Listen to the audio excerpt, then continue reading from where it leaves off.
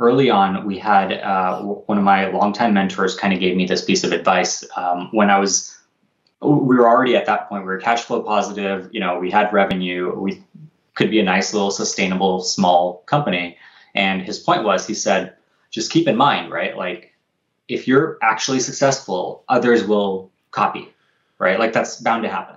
And so the question is, will you be so far ahead of them by then that they can't catch up?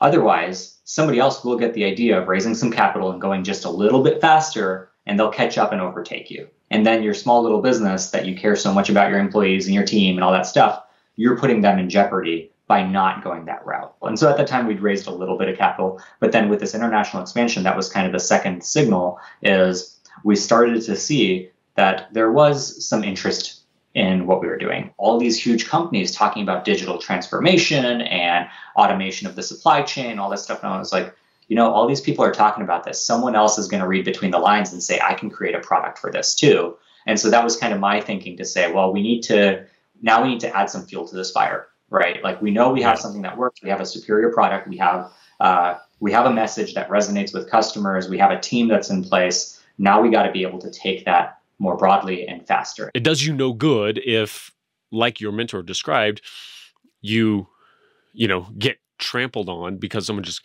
copies and they just have more capital. But that distinction also, that the order you did it in, right? I would imagine it makes the capital raise easier, as difficult as it is anyway, makes that easier, makes the acquisition easier when that you've got this confidence that, okay, this company is solid. We know what we're doing. We just need to expand. When people say, I have an idea and a pitch deck and I want some money, that's not enough, right? Like, you got to show people that you're serious about it and can prove that there is a machine here that just needs some money to execute.